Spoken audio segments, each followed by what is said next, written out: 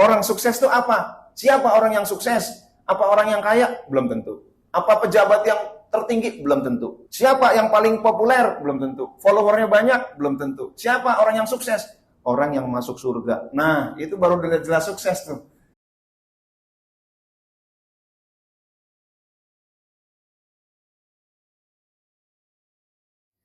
Laqad kana lakum fi Rasulillahi uswatun hasanah liman kana yarjullaha wal yawmal akhir wa dzakarallaha katsira.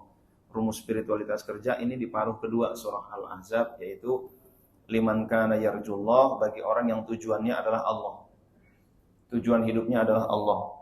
Kalau tujuan hidupnya bukan Allah, nggak akan bisa kerja spiritual. Kalau tujuannya kaya sekaya-kayanya, nggak akan bisa. Kalau tujuannya jabatan setinggi-tingginya, pokoknya halal haram hantam, yang penting jabatan tinggi, nggak akan bisa kerja spiritual. Dan kerja orang yang tidak kerja spiritual rugi dunia akhirat. Wal yaumal akhirah, dan orientasi akhirat. Ini rumus yang kedua. Dan yang ketiga adalah wa dzakarallaha katsira. Pada kesempatan ini saya ingin menyampaikan rumus yang kedua, yaitu orientasi akhirat. Ini akan kami titik beratkan ya, pada orientasi akhirat. Jadi kalau yang kemarin tujuannya Allah sudah, orientasi akhirat apakah bisa sampai zikir yang banyak, nanti kita lihat. Nah, pada kesempatan yang lalu sudah kita bahas tentang orientasi akhirat ini, dan pada kesempatan yang lalu sudah tentang tujuan adalah Allah sudah. Kalau miss, silakan lihat di YouTube, akunnya namanya Latif Hatam ya. Latif Hatam itu Spirituality in Work part 1 sudah dibahas di situ. Ini kurang lebih thumbnailnya. Jangan sampai capek-capek kerja ujung-ujungnya menyesal seumur hidup. Jadi itu yang bagi yang miss, silakan dilihat part 1 di channel YouTube. Wah, enak nih ya zaman sekarang nih ya. Kalau ketinggalan udah ada channel YouTube-nya. Dosen-dosen juga barangkali begitu ya. Nah, hadirin dan hadirat yang dimuliakan oleh Allah Subhanahu wa taala. Jadi bagaimana kita menggunakan kacamata akhirat di dalam melakukan aktivitas-aktivitas duniawi. Nah, banyak riset-riset yang menjelaskan tentang itu. Namun saya ingin menjelaskan dulu bahwa dunia ini bagaikan garis lurus. Jadi garis lurus, dunia bagaikan satu titik dari garis lurus yang tak terbatas. Ini di mana tempat kita tinggal, ini hanyalah sebuah garis lurus, sebuah titik di mana kehidupan kita itu terus akan berlanjut. Ketika sudah meninggalkan dunia, tetap akan berlanjut terus entah sampai kapan tuh. Maka kehidupan dunia ini cuma satu titik. Maka orang yang orientasinya adalah akhirat, ini orientasi jangka panjang sebenarnya. Orientasi jangka panjang. Maka orang yang berbuat hanya untuk satu titik saja, itu sebenarnya orang yang bodoh spiritual, bahlul spiritual gitu ya. Orang yang bahlul spiritual, bodoh spiritual. Karena apa? Dia berbuat hanya untuk satu titik. Akhirat hancur nggak apa-apa, yang penting dunia saya sukses. Nah itu bagaikan yang penting satu titik saya berhasil, meskipun di garis panjang lurus yang entah sampai kapan itu gagal. Maka di dalam Sayyidina Umar berkata bahwa al-kayyisu mandana nafsahu wa amila lima ba'dal maut. Orang yang cerdas adalah orang yang mengevaluasi diri dan berbuat untuk masa setelah mati. Ini orang cerdas. Kenapa demikian? Karena masa setelah mati itu panjang sekali, miliaran tahun, katakanlah triliunan tahun bisa jadi, wallahu a'lam bishawab, kita nggak ngerti. Nah itu. Jadi orang yang berbuat yang penting dunia. Kan ada lagunya, dunia melulu, harta melulu, sehingga kehidupan akhirat terlupakan. Itu ya, lupa akhirat dia. Nah ini bukan orang yang cerdas. Orang cerdas, orang yang mandana nafsahu wa amila lima ba'dal maut, yang mengevaluasi diri dan berbuat untuk masa setelah mati. Kalau bahasa lainnya, begin with the end in mind. Komitmennya to long term. Jadi jangka panjang komitmennya. Di dalam surah Az-Zalzalah ayat 7 dan 8, Allah berfirman, a'udzubillahi minasyaitonirrajim, فَمَن يَعْمَلْ مِثْقَالَ ذَرَّةٍ خَيْرًا يَرَهُ وَمَن يَعْمَلْ مِثْقَالَ ذَرَّةٍ شَرًّا يَرَهُ. Maka barang siapa mengerjakan kebaikan sebesar zarrah, dia akan melihat balasannya. Dan barang siapa mengerjakan kejahatan sebesar zarrah, dia juga akan melihat balasannya. Maka orang yang memiliki wawasan keakhiratan, orientasi keakhiratan, dia akan berhati-hati. Sebesar zarrah saja kita akan melihat nanti di akhirat. Baik, apakah itu kebaikan, apakah itu keburukan. Tukang daging dagang, asalnya adalah Abu Yazid Al-Bustami bermimpi, lalu setelah mimpi bangun tidur, beliau nangis. Dalam kitab An-Nawadir karya Syekh Syihabuddin Al-Qalyubi. Nangis karena melihat ada sebuah kenyataan, sebuah visi, di mana di akhirat dihisaplah seorang pedagang daging, dan ketika dihisap, singkat cerita, dia minta didatangkan customer karena merasa dirugikan oleh customer saat di dunia. Lalu ketika itu didatangkan customer yang saat itu nggak ngambil daging dia cuma megang-megang daging, tapi dengan genggamannya mengecap tangannya si customer itu. Pedagang daging komplain, wahai malaikat, gara-gara genggaman dia yang erat ini berkuranglah kadar daging aku sedikit, tapi aku rugi, aku minta keadilan. Lalu ternyata ditimbang, dan ketika ditimbang ternyata yang tadinya pedagang daging itu pahalanya kalah sedikit dengan dosanya, setelah ditambahkan dengan pahalanya customer, karena saat itu caranya adalah dengan mengambil pahala. Cara membayar tidak dengan dolar, rupiah, yen, nggak ada, kripto nggak ada. Jadi saat itu cara membayar dengan pahala. Maka diambillah pahala dari customer itu, diberikan kepada pedagang daging, ditimbang ulang. Dan ketika ditimbang ulang ternyata lebih berat pahalanya sedikit daripada dosanya, dan dia masuk surga. Si customer sebelum ditimbang ulang ternyata lebih berat pahalanya sedikit daripada dosa, dan ketika diambil pahalanya berubah. Ternyata dosanya lebih banyak sedikit dan dia masuk neraka. Yang tadinya ahli neraka gara-gara dizolimi sedikit jadi ahli surga. Yang tadinya ahli surga gara-gara menzolimi sedikit jadi ahli neraka. Tuh. Jadi kezoliman itu luar biasa. Maka orang yang orientasinya akhirat, dia nggak akan berbuat sewenang-wenang dia. Nggak akan berbuat kezoliman. Kenapa? Di dunia seandainya saya zolim, paling saya menang sebentar. Tapi di akhirat, wah, bisa jadi nasibnya akan berubah. Nah, maka di dalam sebuah hadis Rasulullah Shallallahu Alaihi Wasallam bertanya, an Abi Hurairah anna Rasulullah Shallallahu Alaihi Wasallam qala, Rasul bersabda, atadruna manil muflis? Tahu nggak kalian siapa orang yang bangkrut? Qalu, itu para sahabat menjawab, al muflisu fina, orang yang bangkrut di kalangan kita, man la dirhamalahu wala mata, orang yang nggak punya dirham, nggak punya harta. Faqala, Rasul menjawab, innal muflisa, sesungguhnya orang yang muflis, yang bangkrut, min ummati, dari umatku, ya'ti yaumal qiyamati bisolatin, yaitu orang yang pada hari kiamat dari umatku datang dengan membawa pahala sholat, wasiyamin, pahala puasa, wazakatin, pahala zakat, sodako, rajin, puasa, rajin, sholat, rajin. Wa ya'ti waqad syatama hadza, dia juga datang tapi dia memaki orang lain, wa qadhafa hadza, menuduh orang lain, wa akala mala hadza, dia memakan harta orang lain, wa safaka dama hadza, dia menumpahkan darah orang lain, menyakiti orang lain secara fisik, wa daraba hadza, dia memukul orang lain, fayu'ta, maka diberikanlah kepada orang tersebut, hadza min hasanatihi wa hadza min hasanatihi, diberikanlah kepada orang-orang yang komplain saat itu, hadza min hasanatihi, ente dulu dipukul sama dia, iya nih ambil. Ente dulu kenapa pernah dimaki-maki sama dia, nih ambil. Ente kenapa dulu pernah disakiti sih, difitnah sama dia, nih ambil.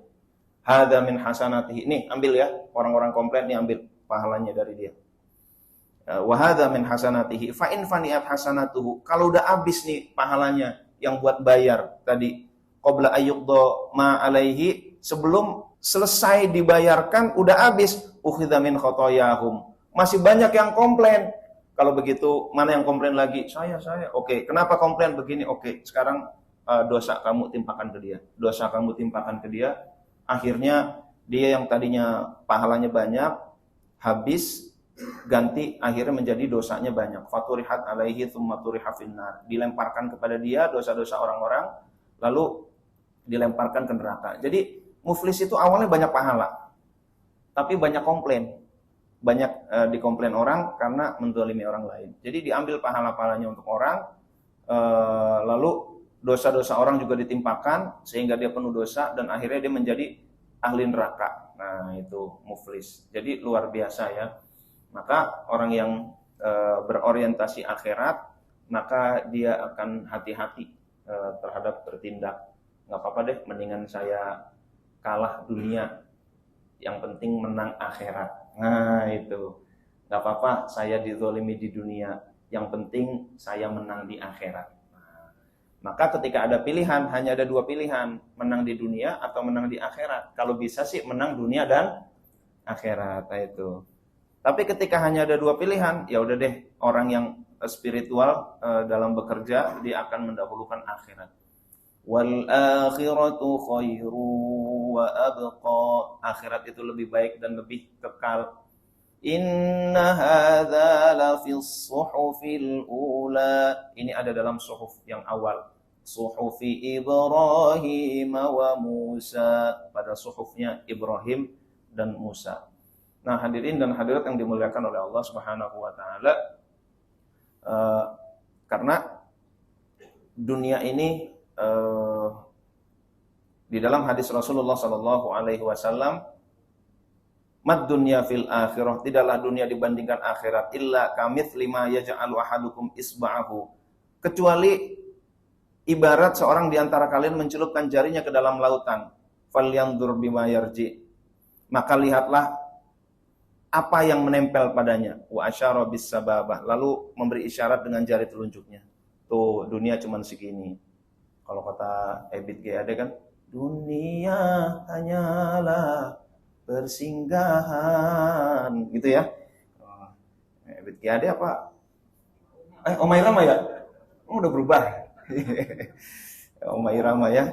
Bagi sebuah perjalanan panjang. Nah, itu ya. Wah, ada kol-kolahnya juga tuh. Kalau lagu dangdut emang semua dikol-kolahin. Kita lanjut sampai mana tadi? Kol-kolah. Jadi dunia itu cuma seperti itu, Bapak Ibu hadirin dan hadirat yang dimuliakan oleh Allah. Memang ada sebuah penelitian ya, bahkan penelitian dilakukan di University of Arizona, dan ini dipublikasikan dalam Journal of Sport and Exercise Psychology. Ternyata ingat mati itu menambah semangat untuk berprestasi. Ini diadakan penelitian, bahkan di ranah olahraga. Ada klub basket 2, yang satu sudah diberikan briefing, sudah diberikan kuesioner tentang kematian begitu ya. Yang satu enggak tuh, biasa aja. Wah, ini mungkin Piala Dunia di Qatar nih harusnya begini ya. Lalu ketika dilakukan kuesioner, ternyata ada peningkatan bahkan bisa sampai 40% peningkatan prestasinya yang ada kuesioner. Kenapa mereka ditanya? Kenapa? Yang pertama, mereka pengen ketika meninggal harga dirinya tetap tinggi. Nah, itu. Jadi yang kedua adalah mereka ingin kehidupan yang abadi. Nah, seperti itu. Bagi yang beriman ya. Di Swedia bahkan ada kafe kematian. Kafe kematian luar biasa. Dan di dalam kafe itu dibincangkan tentang kematian. Akhirat itu bermula dari kematian, Bapak Ibu. Jadi akhirat itu kapan? Saat meninggal, itulah akhirat. Nah, menurut Imam Ghazali itu batasnya. Nah, meskipun akhiratnya akhirat sifatnya menunggu ya, menunggu sebelum kiamat. Nah, tapi itu mulai akhirat. Nah, di kafe itu dibincangkan dan banyak riset-riset dari hasil riset dan perbincangan yang ada di kafe itu. Salah satunya adalah ternyata bahwa orang lebih takut ditinggal mati daripada mati. Nah, itu. Apalagi perempuan ya, waduh saya mendingan mati duluan deh daripada suami saya mati gitu kan.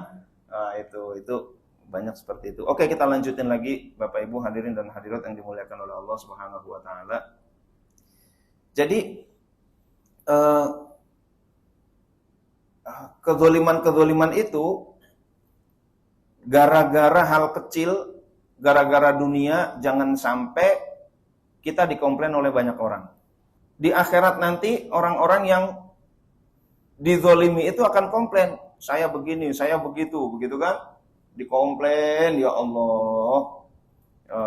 Lalu kalaulah dia jabatannya tinggi, yang komplain bisa banyak. Kalau dia pimpinan organisasi, yang komplain, kalau dia zolim, anggota organisasi itu komplain tuh. Kalau dia levelnya level negara gitu ya Allah, bisa jutaan yang komplain. Maka memang menjadi pemimpin itu nekat juga sih gitu ya.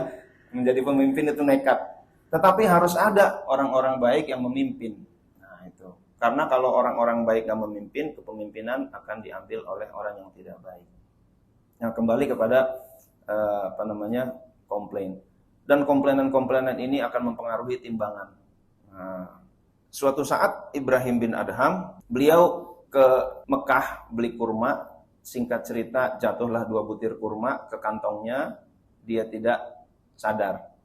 Lalu 2 butir kurma itu beliau bawa ke Palestina. Lalu beliau karena ahli ibadah, seorang sufi, beliau berdoa di Qubatus Sokhro. Orang-orang ketika sudah selesai, sekarang udah waktunya keluar dari Qubatus Sokhro, orang-orang pada pergi. Rupanya petugas itu nggak melihat ada Ibrahim bin Adham di balik tiang itu. Masih ada di situ Ibrahim bin Adham. Lalu ketika doa, setahun kemudian setelah beli kurma itu, lalu malaikat diskusi, kenapa? Itu Ibrahim bin Adham kan? Iya, emang kenapa? Itu kan wali kan, kekasih Allah? Iya, emang kenapa? Enggak kok, selama setahun doanya gak dikabul. Iya, dia doanya gak dikabul. Sejak dia makan kurma milik orang lain, itu bukan hak dia.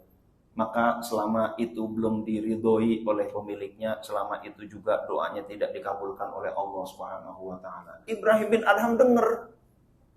Allah izinkan beliau dengar dialognya malaikat.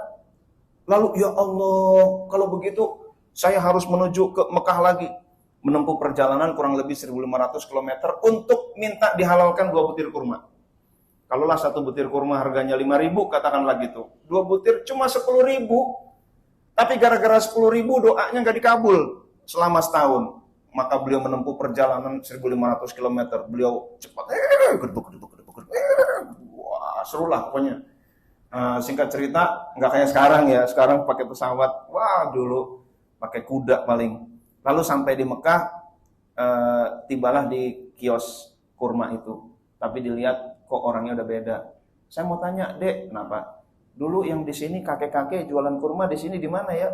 Oh, itu sudah meninggal. Aduh, ya Allah, emang kenapa, Pak? Enggak, saya dulu 2 butir kurma milik kakek itu udah saya makan. Itu nggak sengaja jatuh dari gunungan kurma itu ke keranjang saya. Saya mau minta dihalalkan. Oh, alhamdulillah kebetulan saya adalah anaknya.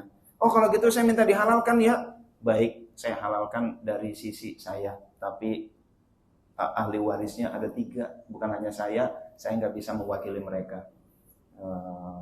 Rumahnya di mana? Diantrin.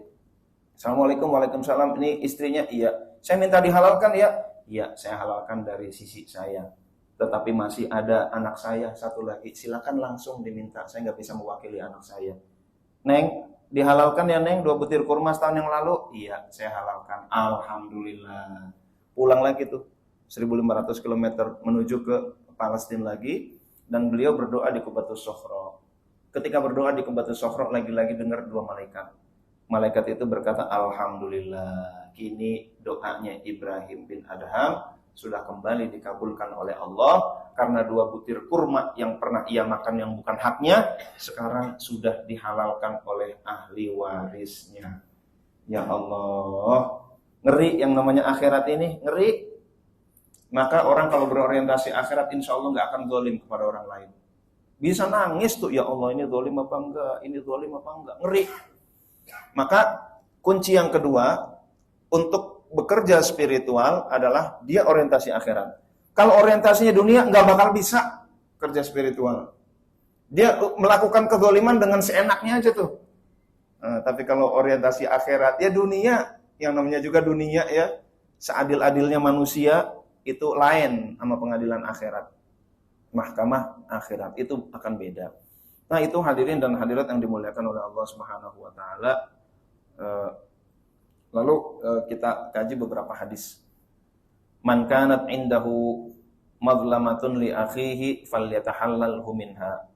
Barang siapa pernah melakukan kezaliman kepada saudaranya, hendaklah dia memohon kehalalan, kerelaan. Fa innahu laisa thamma, sesungguhnya saat itu kelak itu tidak ada dinarun wala dirham, enggak ada dinar dirham, enggak ada cara membayar kezaliman itu. Min qabli ayyukhadha li akhihi min hasanatihi, sebelum diambil dari amalan kebaikannya dan diberikan kepada saudaranya. Fa illam yakun lahu hasanat, jika tidak memiliki kebaikan, orang yang berbuat zalim itu ukhidha min sayyiati akhihi, keburukan saudaranya tersebut dipikulkan, faturihat alaihi, lalu dipikulkan kepadanya, diambil dari keburukan saudaranya, dipikulkan kepadanya. Sama kandungan hadisnya kurang lebih seperti tadi, mata uangnya yang berlaku di akhirat hanyalah amal ibadah. Nah itu. Jadi jangan sampai kita rajin sholat, rajin puasa. Ini kan orang-orang yang udah rajin-rajin nih. Rajin sholat, rajin puasa, rajin sodako. Jangan sampai gara-gara kezaliman yang kita lakukan, itu pahala-pahala kita hambur-hamburkan untuk membayar kezaliman kita kepada orang lain. Na'udzubillah min dzalik. Rasulullah sallallahu alaihi wasallam bersabda lagi, wa izzati la ajma'u ala abdi khaufaini wa amnaini. Demi keagunganku, ini qala Allah Ta'ala, Allah berfirman di dalam hadis qudsi, demi keagunganku tidak akan aku kumpulkan dalam diri hambaku dua ketakutan dan dua keamanan. Wa idza khafani fid dunya amantuhu yaumal qiyamah. Jika dia takut kepadaku di dunia, akan kuberikan keamanan di akhirat. Ya Allah, aku takut banget akhirat ya Allah. Ya Allah, mudah-mudahan aku enggak berbuat zalim ya Allah. Ya Allah, bersihkanlah aku dari kezaliman ya Allah. Jauhkanlah aku dari kezaliman, aku takut di akhirat ya Allah. Orang yang takut begitu, insya Allah di akhiratnya aman. Dan jika dia merasa aman, wa idza aminani fid dunya, kalau dia merasa aman di dunia, akhaftuhu yaumal qiyamah, aku akan buat dia ketakutan di hari kiamat. Biasa begini mah. Dulu atasan-atasan saya juga begini, sama aja. Udahlah, itu mah kezaliman udah biasa, begitu kan? Ya Allah, kalau merasa aman, zalim dan merasa aman di dunia, dia akan merasakan ketakutan. Nah, hadirin dan hadirat yang dimuliakan oleh Allah Subhanahu wa taala, maka insya Allah kita termasuk orang yang khauf dan orang yang roja. Jadi ada dua sayap, ada khauf, ada roja, takut, tetapi ada roja. Roja itu berharap kepada Allah Subhanahu wa taala. Kita lanjut dulu dengan ad-dunya mazra'atul akhirah.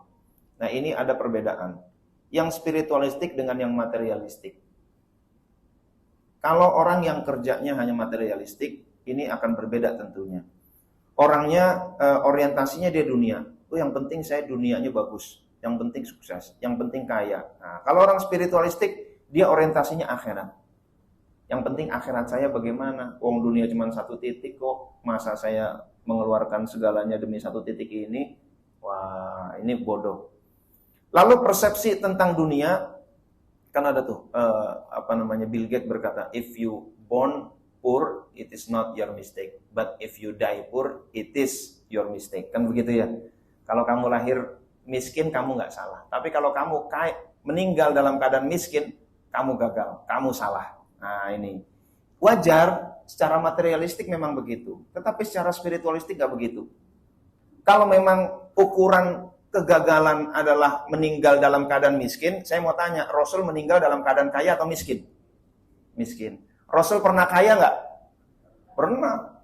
Berkurban 100 ekor unta, coba. Siapa orang kaya yang berkurban 100 ekor unta? Rasul berkurban 100 ekor unta. Umur 25 tahun menikahi Siti Khadijah, itu serah-serahannya itu 1 M. 20 ekor unta. Kalau 1 ekor unta itu harganya 50 juta, 20 ekor berarti 1 M. Itu baru untanya tuh, belum serah-serahannya dan lain-lain. Kalau bahasa kita gitu ya. Nah, maka usia 25 tahun itu bawaannya maharnya udah 1 M. 25 tahun udah dagangnya udah kemana-mana. Udah ke Yaman, sudah ke Bahrain, udah ke Syam, udah ribuan kilometer beliau tempuh untuk dagang. Dibina entrepreneurship-nya oleh Abu Thalib. Nah, jadi seorang yang jago bisnis bertemu pemodal yang luar biasa. Oligarkinya Mekah, oligarki baik gitu ya. Mekah, Masya Allah. Maka beliau sangat kaya, tetapi kekayaannya beliau gunakan untuk perjuangan, dan di akhir hayat lalu suatu saat ketika beliau sakit yang membawa kepada kematian beliau, beliau bertanya kepada istrinya, wahai istriku, uang kita tinggal berapa? Tinggal 7 dinar. Sodakohkan. Lalu Rasulullah SAW pingsan. Belum sempat mensodakohkan nih Siti Aisyah. Lalu Rasulullah siuman lagi. Ketika siuman yang ditanya, wahai istriku tadi yang 7 dinar udah disodakohkan belum? Iya belum wahai Rasulullah, aku tadi panik. Sodakohkan. Nanti bagaimana aku menjawab kepada Allah Subhanahu wa Ta'ala, ada harta yang Allah titipkan kepadaku, belum aku gunakan untuk perjuangan, untuk dakwah. Nanti bagaimana aku menjawab Allah? Sodakohkan, disodakohkan. Jadi di akhir hayatnya udah tinggal 7 dinar aja, nggak punya duit tuh, disodakohkan, habis. Jadi kalaulah ukuran kesuksesan adalah kaya di usia tua, Rasul gagal dong. Tetapi bukan begitu. Bagi Rasul bukan begitu. Orang yang cerdas itu orang yang berbuat untuk masa setelah kematian.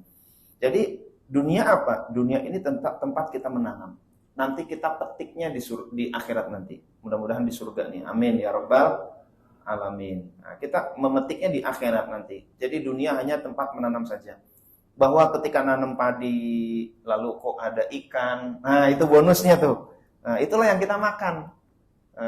Bukan pahalanya kita itu. Itu yang kita makan. Itu baru bonusnya doang. Nah, orang yang materialistik komitmennya short term, yang penting di dunia. Maka takut banget yang namanya mati gitu ya. Bagaimana pil anti mati. Wah, luar biasa nih. Lalu kalau spiritualistik long term, maka umat Islam tergolong orang yang paling berani mati. Tapi saya nggak mau cerita bom bunuh diri ya. Tuh lain lagi ntar tuh. Dalam jihad-jihad paling ditakuti itu peperangan-peperangan dulu. Umat Islam sudah biasa lah, umat Islam 313, musuh 1000 gitu ya, 3 kali lipat, ada yang 10 kali lipat dan lain sebagainya. Itu diakui oleh tentara-tentara non-muslim. Wah, ngerilah sama umat Islam. Nah, gitu. Ini barangkali salah satunya adalah karena mereka adalah orang-orang yang zuhud, orang-orang yang spiritualistik. Orang-orang yang orientasinya akhirat. Lalu, kalau dapat income, bagi orang yang materialistik, ya itulah hasil. Kalau spiritualistik itu bonus saja, tadi seperti tadi. Mana income kita? Hasilnya kita mana? Nanti di akhirat kita petik. Insya Allah gitu. Tanda sukses kaya kalau bagi yang materialistik. Tapi bagi orang yang spiritualistik kaya itu belum tentu sukses loh. Kalau kaya masuk neraka, kaya cuma 1 titik dia. Di akhirat miliaran tahun miskin. Ya Allah. Orang sukses itu apa? Siapa orang yang sukses? Apa orang yang kaya? Belum tentu. Apa pejabat yang tertinggi? Belum tentu. Siapa yang paling populer? Belum tentu. Followernya banyak? Belum tentu. Siapa orang yang sukses? Orang yang masuk surga. Nah, itu baru jelas sukses tuh bagi orang yang spiritualistik. Jadi nggak usah silo-silo amat ya. Kaya, jabatan tinggi, populer biasa itu. Tetapi silaulah kepada ahli surga. Nah, itu baru tanda kesuksesan itu adalah surga. Nah, hadirin dan hadirat yang dimuliakan oleh Allah, maka sukses-sukses dunia ini sukses-sukses semu.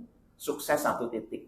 Nah, oke, kita kalah di 1 titik, tapi mudah-mudahan kita menang di garis lurus yang tak terbatas nanti. Amin ya rabbal alamin. Seandainya. Tapi kalau bisa menang di 1 titik, menang juga di garis lurus, ini lebih baik lagi. Rabbana atina fid dunya hasanah wa fil akhirati hasanah wa qina adzabannar. Dan salah satu cara memperoleh akhirat itu memang dengan harta. Mengapa demikian? Rasulullah SAW bersabda bahwa idza mata ibnu adama inqata amaluhu illa min salasin. Jika meninggal anak Adam terputus amalnya, tapi ada 3 yang ngalir terus. Apa itu? Shadaqatin jariyah, sedekah jariyah. Yang kedua ilmin yang yuntafa'u bihi, ilmu yang bermanfaat, dan yang ketiga adalah awaladin sholihin yad'ulah, anak soleh yang mendoakan. Suatu saat Rasulullah Shallallahu alaihi wasallam motong kambing. Bismillahirrahmanirrahim. Wah, Rasulullah bismillahirrahmanirrahim. Wah, potong. Lalu diberikanlah kepada tetangga-tetangganya. Wahai istriku, ini daging-dagingnya kasih ke tetangga-tetangga kita. Dikasihlah sirloin, tenderloin, gitu ya. Wagyu, udah deh habis tuh. Wah, ini stick-stick wagyu, well done, medium dan sebagainya ya, dimasaklah oleh mereka. Lalu tersisa tinggal kepala dan kakinya. Rasul bertanya kepada istrinya, wahai istriku, apa yang tersisa buat kita? Kata istrinya, tersisa kepala dan kakinya ya Rasul. Kata Rasul, tidak wahai istriku, semua tersisa untuk kita kecuali kepala dan kakinya. Nah, jadi ada perbedaan kepemilikan, paradigma kepemilikan, cara pandang kepemilikan Aisyah. Milik kita adalah yang kita genggam, yang di luar kita bukan milik kita. Tapi Rasul lain lagi, yang milik kita itu yang kita sodakohkan. Nah itu, disinilah pentingnya kita memiliki harta. Jadi kita suka dapat tebak-tebakan. Ada burung bertengger di atas dahan, ada 10. Lalu ditembak 1, dar, mati. Sisanya tinggal berapa? 9. Ada lagi? Ya? 0 gitu ya. Ada lagi? 1, yang jatuh 1, 9 kabur semua. Benar semualah pokoknya ya, tergantung dari cara pandangnya apa. Tapi begini, punya uang 1 miliar, sodakoh 1 juta, yang tersisa milik kita berapa? Kalau paradigma materialistik, milik kita 999 juta. Paradigma spiritualistik, orang yang orientasi akhirat, milik kita yang 1 juta itu tuh. Yang 999 belum tentu. Kalau kita meninggal, kita belum tentu bisa menikmati itu. Paling dibagi-bagi, jadi milik ahli waris. Tapi yang menemani kita di alam kubur, itu yang 1 juta itu. Yang menemani kita nanti, yang kita petik, itu 1 juta, itulah milik kita yang hakiki. Jadi bagi orang yang paradigmanya spiritualistik, yang dia orientasinya akhirat, milik itu milik di akhirat. Di dunia belum tentu milik kita. Baju kita akan usang, yang kita makan akan keluar busuk dan lain sebagainya. Harta kita juga akan diberikan kepada banyak orang, tetapi yang kita sedekahkan itulah yang menjadi milik kita. Kita pasti berpisah dengan harta kita, masalahnya berpisahnya selamanya atau sementara. Kalau kita tidak mensedekahkan, itu akan berpisah selamanya. Tetapi kalau kita sedekahkan, berpisah sementara. Sementara kita berpisah dengan harta kita, pas masuk ke alam kubur, jadi milik kita lagi. Nah pada kesempatan ini saya ingin akhiri dengan sebuah instrumen di dalam Islam. Instrumen ini bisa dilakukan, sangat enak dilakukan oleh kita, karena kita bisa menikmati harta kita di dunia dan akhirat. Instrumen itu namanya adalah wasiat. Jadi di dalam sebuah hadis Rasulullah SAW riwayat Muslim, beliau bersabda, "Ma haqqum ri'in muslimin lahu syai'un yusi fihi yabitu lailataini illa wa wasiyatuhu maktubatun indahu." Artinya, tidak layak bagi seorang muslim yang memiliki sesuatu yang dapat diwasiatkan.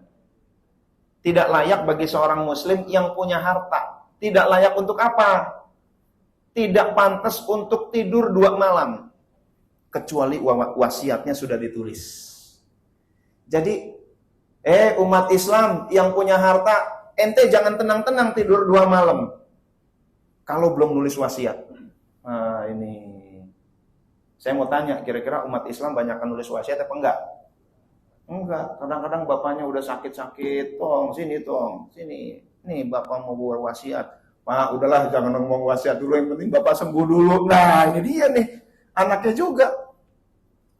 Padahal bapaknya mau wasiat, tong, itu tanah di belakang rumah jangan dijual, gitu kan. Kenapa Pak? Itu tanah orang. Tanah orang ya jangan dijual ya.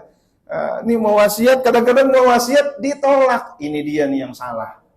Saya mau nulis surat wasiat, ente kayak mau mati aja, nulis surat wasiat, salah. Jadi wasiat itu kapan? Sebelum meninggal. Sebelum meninggal itu kapan Bapak Ibu? Sekarang. Nah itu. Jangan enak-enak tenang-tenang tidur 2 malam, kecuali udah nulis surat wasiat. Ada orang datang ke seorang ustadz, nangis-nangis dia. Kenapa kamu nangis? Iya, saya ditinggal mati. Ditinggal mati sama anaknya? Ini perempuan ya? Enggak. Ditinggal mati suami? Enggak. Terus ditinggal mati siapa? Kok kamu nangisnya begitu? Orang tua? Enggak. Siapa yang meninggal? Teman kerja. Ceritanya bagaimana? Ya ini ya aib saya juga sih. Kata dia gitu kan? Rupanya teman selingkuhannya dia. Jadi hubungan tanpa status, begitu kan? Ceritanya bagaimana kok kamu bisa sedih begini tinggal teman kerja? Suatu saat begini, suatu saat sih itu teman mau melakukan maksiat lagi.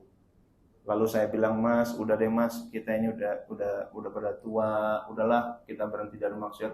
Siapa bilang kita tua? Umur kita masih panjang. Kata si cowoknya begitu kan? Habis bilang begitu, besoknya si perempuan berangkat lagi kerja.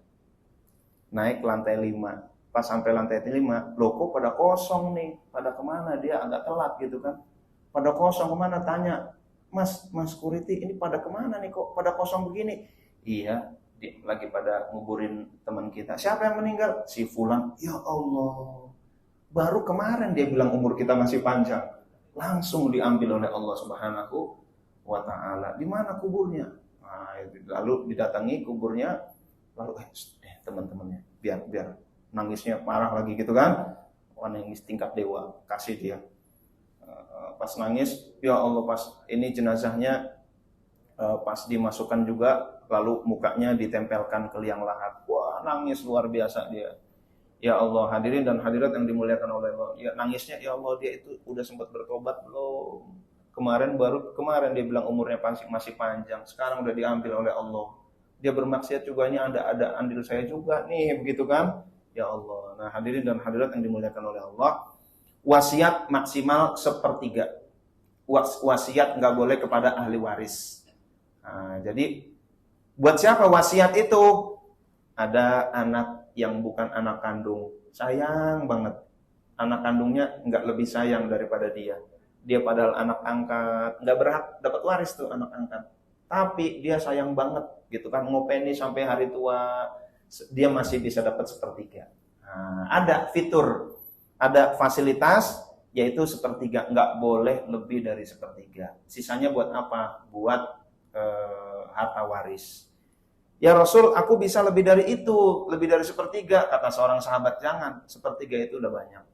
Maka Bapak Ibu hadirin dan hadirat yang dimuliakan oleh Allah Subhanahu wa Ta'ala, seandainya setiap umat Islam berwasiat, saya berwasiat, nama Abdul Latif, alamat Rawamangun dan lain sebagainya, saya wasiat 1/3 saya ketika saya sudah meninggal untuk kepentingan dakwah.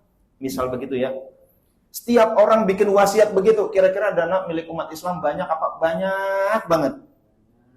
Banyak banget ya Allah. Tapi kadang-kadang yang bikin wasiat malah orang-orang non-muslim. Wasiat nikah orang kaya, nikah dengan ini. Lalu dia berwasiat, kalau saya begini, bikinlah di notaris dan lain sebagainya. Nah, hadirin dan hadirat yang dimuliakan oleh Allah Subhanahu wa Ta'ala, wasiat itu sebelum kita meninggal, kita masih bisa menikmati harta kita. Perusahaan kita bisa nikmati, mobil kita nikmati, tabungan kita nikmati, semua fasilitas bisa kita nikmati. Pas meninggal, 1/3 langsung milik kita di alam kubur itu. Nah, itu namanya cara cerdas. Menikmati harta di dunia dan akhirat. Di dunia kita masih penuh, di akhirat meninggal 1/3 langsung milik kita. Maka wasiat kalau bisa jangan dikit, 1/3 maksimal, kita ambil maksimal aja. Kenapa? Itu hak kita. Kita capek-capek nyari harta. Kenapa ketika kita meninggal nggak jadi hak kita? Rugi dong kita. Jadi rugi orang yang nggak berwasiat 1/3 nih. Maka beruntung orang yang wasiat di angka maksimal yaitu 1/3. Wasiatkan 1/3 harta kita untuk kepentingan dakwah kita. Nah, itulah yang menemani kita. Itulah harta kita yang hakiki. Nah, itulah hadirin dan hadirat yang dimuliakan oleh Allah Subhanahu wa taala. Saya udah nulis surat wasiat. Mungkin tahun 2013 lah. 2013 lah saya nulis surat wasiat ya. Saya nulis surat wasiat, lalu saya minta istri saya baca, "Bun, baca nih Bun, aku nulis surat wasiat." Wah, namanya wasiat kan kayak udah mau mati aja begitu ya.